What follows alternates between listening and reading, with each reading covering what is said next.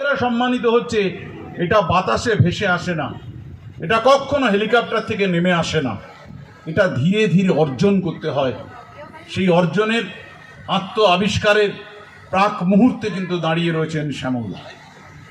একটা অসাধারণ হাতের লেখা। আপনারা যারা শ্যামলদার হাতের লেখার সঙ্গে পরিচিত তারা জানবেন যে এরকম দৈব অক্ষর কি করে শ্যামলদা অর্জন করতে পারে।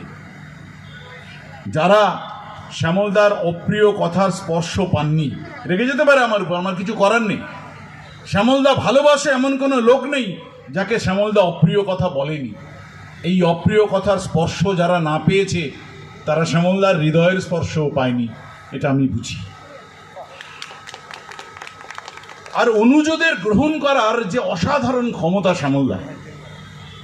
আনন্দবাজারে শ্যামলদা চাকরি করতেন, আনন্দ মেলাতে। আনন্দবাজার আমাদের জন্য অবারিত ছিল দুটি লোকের জন্য, মলয়শঙ্কর দাশগুপ্ত, শ্যামলকান্তি দাস। শুধু বলতে হতো যে মলয়দের কাছে যাব, বলতে হতো শ্যামলদার কাছে যাব। এটা বড় কথা নয়। একটা 20-22 বছরের ছেলেকে শ্যামলদা চিৎকার করে বলতো। আপনারা জানেন মেদিনীপুরীয় মনোভাবে চিৎকার করে শ্যামলদা কথা বলে।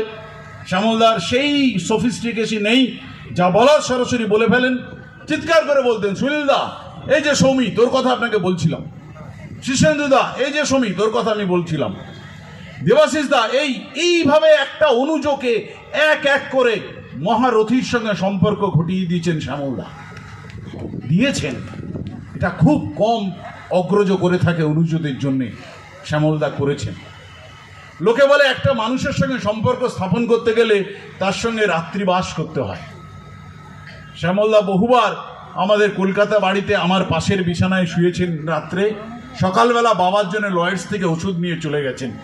সেই রাত্রি ঘোরের মধ্যে কেটেছে শ্যামলদার কথা, শক্তির কথা, সুনীলের কথা। এগুলো তো আমাদের কাছে তখন কথা অমৃত সমান, আমরা তো জানি না, কিন্তু আনন্দবাজারের লোকেরা সব জানে।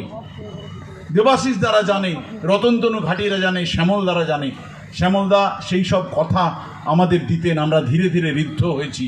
আমরা সেই কথা আবার আমাদের ঠেকে গিয়ে বলে রাজার মুকুট মাথায় নিয়ে বসতাম।